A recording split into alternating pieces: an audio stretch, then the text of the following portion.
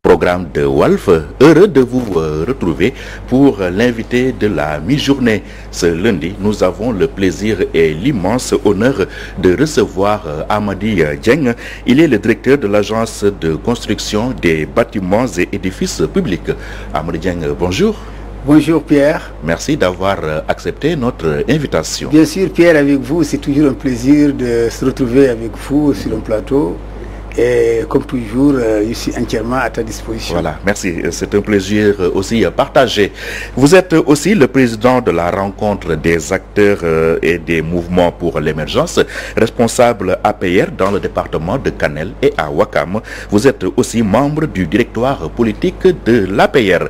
Récemment, on vous a entendu faire une sortie sur le respect du calendrier républicain concernant notamment les élections locales. Qu'est-ce qui justifie votre sortie? Est-ce que vous craignez encore que ces élections soient repoussées? Merci Pierre. Non, je pense tout simplement que déjà les élections ont été repoussées pour plus d'une année. C'est une élection locale et on connaît toute l'importance des élections locales et de la gestion locale.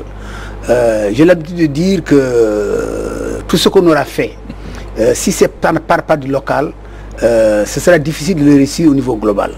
Et de ce point de vue-là, il faudrait qu'on prête beaucoup d'attention au choix de nos maires, au programme qui structure autour de ces choix, parce que les collectivités locales constituent un maillon extrêmement important dans le cadre de la politique du président Macky Sall pour l'émergence. Et de ce point de vue, j'ai estimé que s'il y a des contraintes particulières pour l'organiser dans les délais républicains, il faudrait le projeter peut-être au plus tard au cours de l'année 2021. Qu'on ne sorte pas de 2021. Qu'on ne sorte pas de 2021. Et j'ai donné tout de suite une date indicative en disant les élections de 2019 étaient organisées, de 2014 étaient organisées au mois de juin. C'est un mois entre l'hivernage, on est presque vers la fin de l'année scolaire, il n'y a pas beaucoup de perturbations et on peut très bien organiser les élections à cette occasion. Parce que j'ai dit que d'ici là, on a presque 7 mois. Bon, le fichier peut être regardé, le contrôle du processus électoral peut être regardé et même les révisions des listes électorales peuvent être faites dans ces délais-là pour que véritablement qu'on regarde pour renouveler cette institution à la base qui est extrêmement importante. Et les locales qui constituent les parents pauvres des élections ici au Sénégal, comment en arriver à vraiment respecter le calendrier républicain concernant ces élections qui ne se tiennent pratiquement jamais à date échue? Oui, je pense que ça c'est devenu une culture sénégalaise. Et je pense qu'il faut sortir de ces logiques-là. Ceux qui s'occupent du calendrier républicain doivent créer, particulièrement le ministère de l'Intérieur, doivent créer des conditions pour que ce calendrier puisse être respecté. Il y va de la qualité des élections d'abord qu'on organise, mais aussi il y va du respect qu'on doit aux populations. Parce que là, on a directement affaire aux intérêts directs des populations.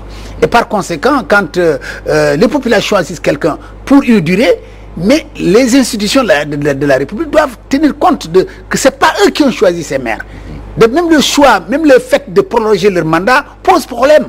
Bon, alors que c'est un choix républicain qui a été fait, c'est un choix démocratique qui a été fait, il faut qu'ils prennent toutes les dispositions pour, à la date échue, que ces élections puissent être organisées. C'est mieux pour la République, ça renseigne mieux sur la formation de notre population, pour que les gens aussi soient ancrés dans cette notion valeureuse qu'est la démocratie, pour que chacun sache quand une loi est votée, quand une loi existe, chacun doit créer les conditions pour la faire respecter. Et il y a même rupture d'égalité entre les actuels maires et ceux qui aspirent à être maires. Mais bien sûr, justement, oui. C'est ça la grande question. C'est ça la grande question. Et on sait toujours, c'est toujours d'écuyer le comportement de certains maires. Bon, les populations ne peuvent plus supporter certains maires et ça pose énormément de problèmes. Donc, d'où la nécessité d'installer des délégations spéciales. Oui, vous ne trouvez pas? Parce que quelque part aussi, les délégations spéciales ne règlent pas les problèmes des populations. Parce que moi, dans cette logique-là, toute ma préoccupation, c'est les populations. Je pense que quand les gens s'engagent et élisent un maire pour un délai, pour une période, il faudrait que cette période-là puisse être respectée. Parce qu'il faut respecter le choix des populations. Et ça, c'est important. Donc ce sera l'un des premiers dossiers sur lesquels l'actuel ministre de l'Intérieur doit se pencher. Absolument, je crois qu'il prendra toutes les dispositions utiles, bon, en rapport bien sûr avec l'exécutif, pour qu'on voit, avec le président de la République, pour qu'on voit concrètement comment ce problème va être dépassé. Parce que j'ai dit qu'en politique, beaucoup de politiciens pensent que les problèmes, il faut les déplacer. Non, il ne faut pas déplacer les problèmes, il faut les régler.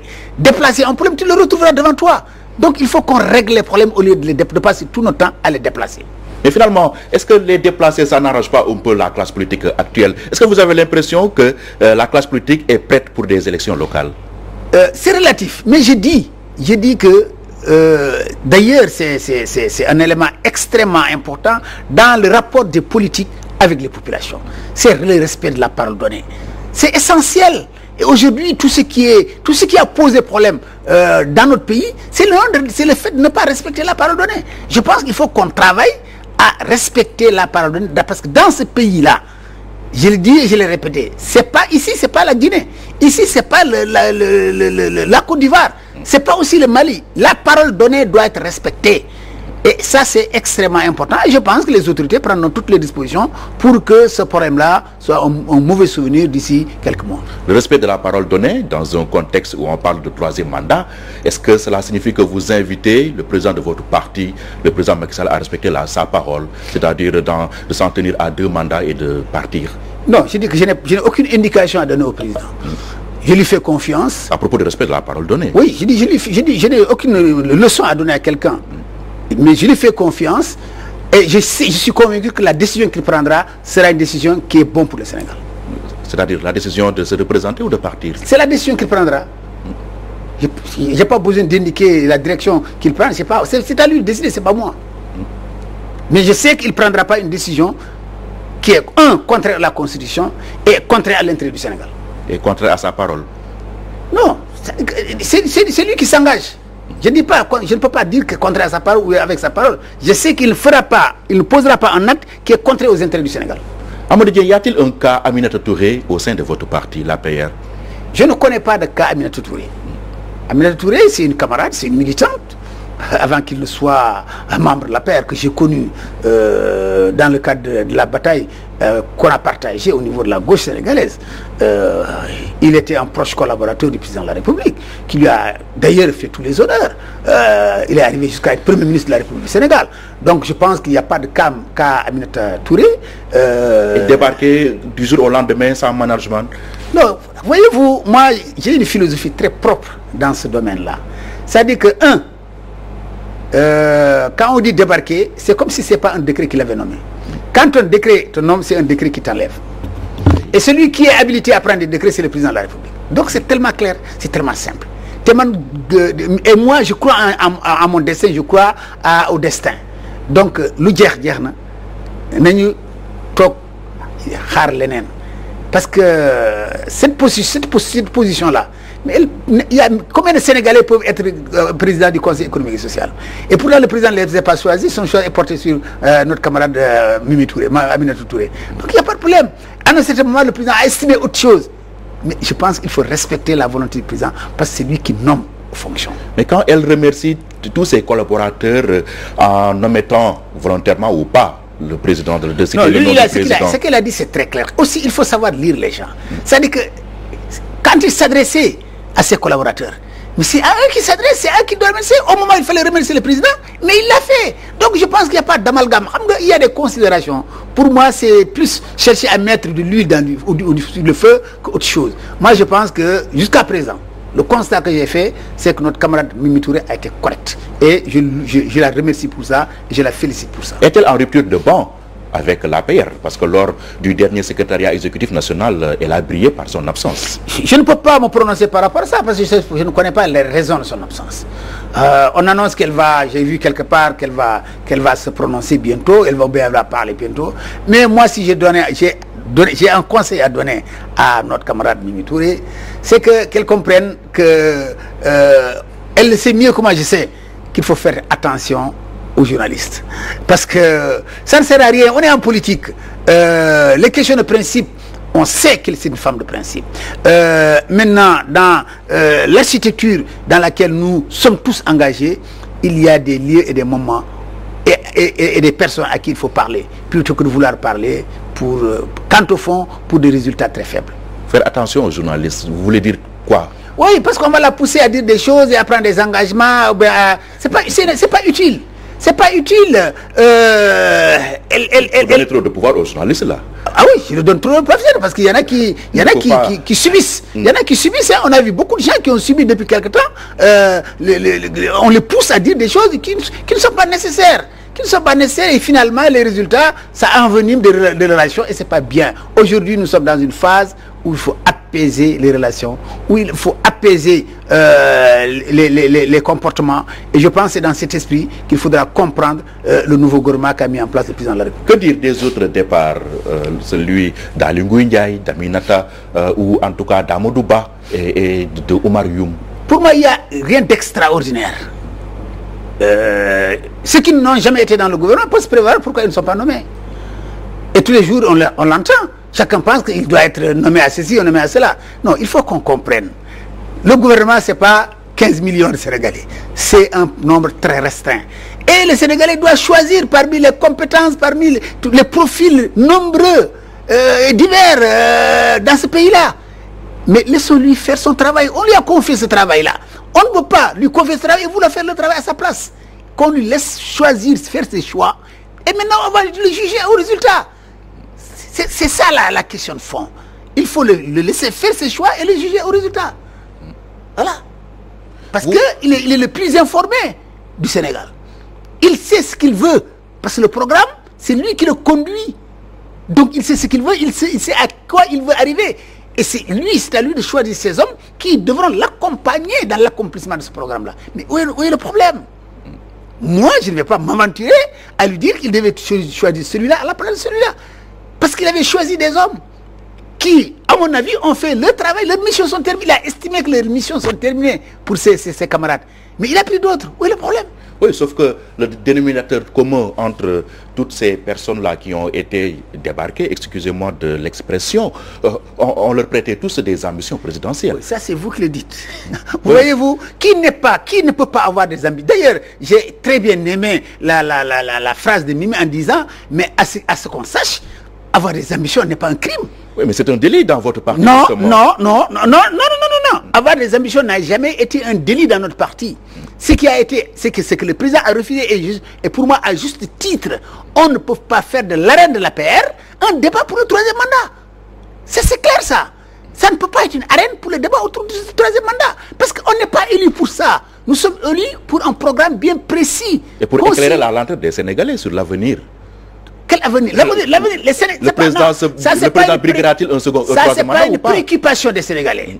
C'est des préoccupations des politiciens. C'est pas une demande sociale, ça? Non, la demande sociale est ailleurs, vous le savez mieux que moi.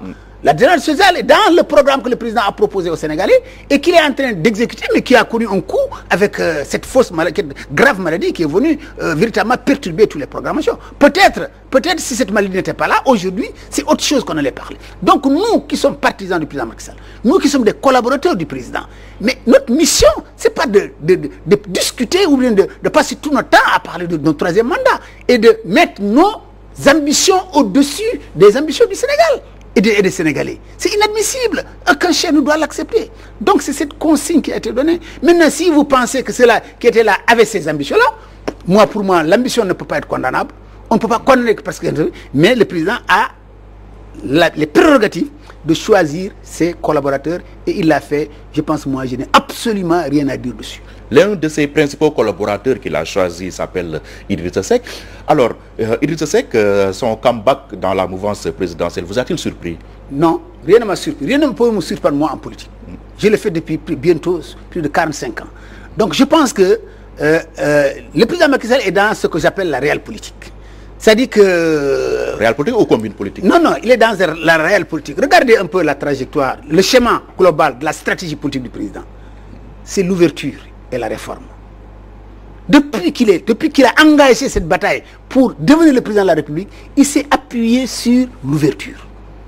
Il n'a jamais fermé une porte à quiconque. Et son slogan a été toujours « Gagnons ensemble et gouvernons ensemble ». Mais ça veut dire qu'il y a une logique pertinente et visible du comportement politique, de la stratégie politique du président. Regardez sa coalition. Aucune coalition au Sénégal n'a eu autant une durée de vie aussi longue. Mais ça signifie quelque chose. C'est-à-dire qu'il y a un système de management qu'il a mis en place qui fait qu'il lui estime que chaque Sénégalais a une mission qu'il peut jouer dans ce pays-là. Et s'il estime que celui-là peut être à côté de lui, et si ce dernier accepte, mais il vient à côté de lui, parce qu'il n'a rien à cacher. Il n'a rien à cacher, absolument rien. Qu'est-ce qu'il gagne concrètement, le président Macky Sall, en enrôlant Idrissa Seck? Mais d'abord, ce qu'il gagne, c'est qu'il n'exclut aucun Sénégalais. Ça, c'est extrêmement important, cet aspect positif, de se dire, je ne suis pas le seul dans ce pays-là. Ce n'est pas à moi seul de régler les problèmes de ce pays-là. C'est lui qui je dois les régler, oui. Oui. Il a besoin de collaborateurs. Il a qu'à travailler. Donc, il a été élu sur la base d'un programme. Il a qu'à dérouler. Non. Les Sénégalais apprécient. Non, il a besoin de collaborateurs. Les Sénégalais, si c'est lui seul au pouvoir, on ne va pas bouger. Il a besoin de collaborateurs. Et ces collaborateurs, c'est lui qui les choisit. Il les choisit à la dimension de sa réflexion, à la dimension de ses objectifs et à la dimension de l'organisation qu'il a mis en place. Depuis qu'il est élu, dès son élection en 2019, qu'est-ce qu'il a fait? Il a ouvert le dialogue national. Mais c'est une logique, c'est une perspective qui s'inscrit dans ce dialogue. On ne peut pas ouvrir un dialogue national à tout le monde sans exception, qu'on arrive à des conclusions. Oui, dialogue parce que son élection a été contestée. Non, je pense qu'aujourd'hui, l'un des principaux contestataires de ces élections-là a clarifié tout ce débat-là. Aucune élection au Sénégal ne s'est passée sans contestation. Je pense que ça, ce n'est pas une référence pour remettre en cause quoi que ce soit. Mais les Sénégalais honnêtes, les Sénégalais lambda, et l'avis national des vérificateurs nationaux comme internationaux ont prouvé, ont montré, ont dit que cette élection a été parfaite. Aucune tâche n'a été révélée. Même ceux qui disent remettre en cause l'élection n'ont pas révélé une seule situation particulière. Pourquoi dialoguer alors, étant donné qu'il a été régulièrement réélu et qu'il n'y avait pas de crise institutionnelle avérée au Sénégal? La question ne se pose pas. Il ne faut pas attendre d'être faible pour négocier. Quand on est grand, on négocie pendant qu'on est fort. Parce que cette négociation, c'est pas parce qu'on ne négocie pas face à des difficultés ou bien à des situations. Non, on négocie parce qu'il faut associer tous ceux qui sont aptes à participer à la gestion de ce pays-là. Et c'est cet esprit-là qu'il faudra développer. Je pense au Sénégal, on doit remercier Allah subhanahu wa ta'ala d'avoir des dirigeants, des responsables qui comprennent qu'en fait le pouvoir, il faut savoir le partager. Et c'est ça l'esprit du président Macky Sall. Et même, d'ailleurs, c'est l'appel que j'ai fait à mes camarades. Donc le pouvoir, c'est un gâteau que les gens se partagent. Non, on partage pour servir le pays. Attention. On se le partage pour servir le pays. C'est la rengaine qu'on nous sert. Hein? Non. C'est-à-dire qu'il faut faire la part des choses. Moi, je ne parle pas de résultats. Toi, tu parles de résultats. Moi, je ne parle pas de résultats. Demain, ça va être jugé. Mais aujourd'hui, on ne peut pas critiquer une ouverture vers des Sénégalais qui, eux aussi, représentent quelque chose, mais non seulement représentent, mais ont des idées, peuvent participer à la construction de ce pays. Mais maintenant, au finish, le bilan va être fait. Est-ce que c'était le meilleur choix ou c'était pas le meilleur choix? Maintenant, les gens ne font que parler. Et moi, je ne suis pas l'adepte de la parole. Ils ont matière à parler. Du résultat. Oui, quand on leur donne de la matière à débattre, ils débattront, ces gens-là. Ils sont libres de débattre. Ils sont libres même d'avoir des avis. Ils sont libres même d'être contre. Mais ça change quoi? Celui qui devait choisir légalement a fait ça, a fait le choix, et il tergiverse sur d'une action qui n'a pas encore démarré. Moi, je ne suis pas de ceux-là qui parlent de ce qui n'est pas fait. Moi, je ne parle que de résultats. Donc, c'est un deal entre politiciens. Le peuple n'a pas droit au chapitre. Je ne crois pas à un deal. Le peuple a été au chapitre quand il a élu à plus de 58% le président de la République. Il lui a fait entièrement confiance. Le reste est réglé. Et on le jugera au résultat. Les Sénégalais ne jugeront pas Macky Sall parce qu'il a pris Idrissa Seck. Il n'a pas pris Mimi Touré, il a pris... Non. C'est au résultat. Ça va peser sur la balance à l'heure du bilan. Non, pas du tout. On n'a jamais fait un bilan sur la base des personnes qui ont été choisies. On fait le bilan sur la base des résultats. Le bilan, il est aussi immatériel. Non. L'immatérialité, ce n'est pas un problème d'individu. Ce n'est pas un problème d'individu dès qu'à partir du moment où ces gens ont été choisis par le seul fait du choix. Non. Lui, c'est lui qui est responsable du gouvernement. C'est lui qui est responsable de cette nation-là. Les choix, c'est lui qui a les prérogatives de choisir. Mais il choisit. Vous pensez qu'il va choisir ce qui va être à contre-courant de ses intérêts, de l'intérêt pour lequel il est élu. Mais quand même, Macky Sall est un homme très intelligent. Tout le monde le sait. C'est un fin politicien. C'est un acteur de première... J'ai l'habitude de dire aux gens, attention, Macky Sall est un politique d'abord. Et si vous le provoquez sur le terrain de la politique politicienne, il vous gagne aussi. Parce que c'est le compagnon d'Abdoulaye Wade. Donc, il faut que vous faites très attention à cet homme. Il parle peu, il agit plus, mais il faut suivre ce qu'il fait pour ne pas se dédire après. Parce que je suis sûr qu'il n'a pas fait un choix au hasard. Il a fait un choix conscient, structuré autour d'un objectif précis. L'immigration clandestine, pour finir, Amady Dieng, ce phénomène qui a décidément la tête dure au Sénégal. Comment faut-il l'appréhender, cette problématique? Bon, vous savez, c'est une question très complexe et à la fois très douloureuse. C'est ça la vérité. Vous savez, au-delà du fait économique, il y a un fait, je ne dirais pas culturel ou bien truc, mais nous, Sénégalais, il y a une philosophie ou bien une perception que nous avons de l'immigration. Nous pensons qu'aller à l'étranger, c'est ramener des millions. Mais le monde a changé. Énormément de choses ont évolué. Avant, les gens partaient, mais ils ne partaient pas comme ça. Mais pourquoi aujourd'hui cette volonté de résumer un voyage en comment vous dites, Barzac ou bien comment vous Barça ou Barzac. Barça ou Barzac. Oui, parce qu'il n'y a pas de perspective pour ces jeunes-là. Non, attendez, moi une perspective d'avenir. Non, je ne suis pas de ce genre. Je n'y crois pas. Je dis qu'aujourd'hui, quand tu vas dans nos campagnes, très sincèrement, moi je ne sais pas, peut-être, d'ailleurs le constat qui a été fait, c'est ce qui est autour des nos différents maires et trucs qui se déplacent, parce que peut-être leur activité principale c'était la pêche. Bon, il a des difficultés, ou bien ils sont beaucoup plus portés par ce qu'ils voient autour d'eux pour penser qu'ils peuvent avoir gagné mieux ailleurs, mais dans nos bourses, dans nos campagnes, les gens ne bougent pas pour l'essentiel et ils gagnent leur vie à partir de la terre. Aujourd'hui, nous avons des ressources énormes dans ce pays-là si les gens veulent travailler. Moi, je ne crois pas à beaucoup de choses par rapport au travail. Je pense que, d'ailleurs, c'est pourquoi le président de la République insiste depuis quelque temps à l'employabilité des jeunes. C'est-à-dire que aussi, il faut que les gens aiment le travail d'abord.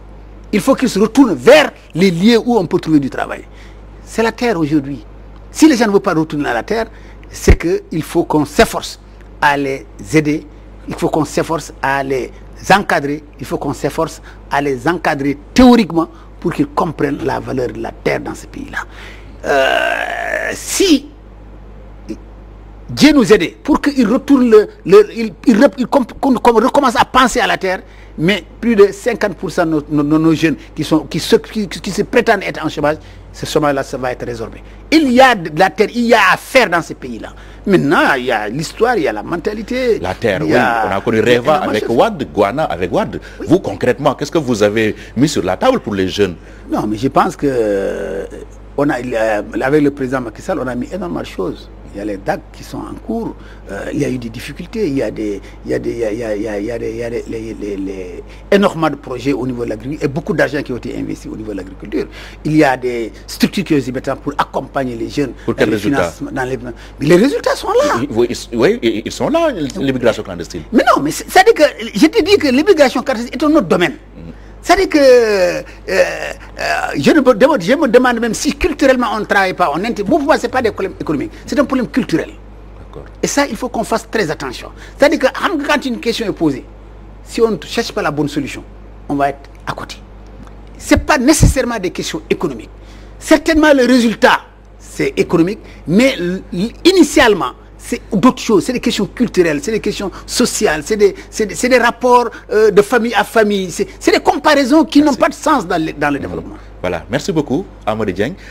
Merci, vous êtes responsable APR dans le département de Kanel et de Ouakam, membre du directoire politique de l'APR. Vous êtes le directeur de l'agence de construction des bâtiments et édifices publics. Malheureusement, on n'a pas eu le temps pour la version française, mais on parlera de votre agence dans la version Wolof. Ce sera dans 30 minutes. Merci beaucoup. Bien, merci.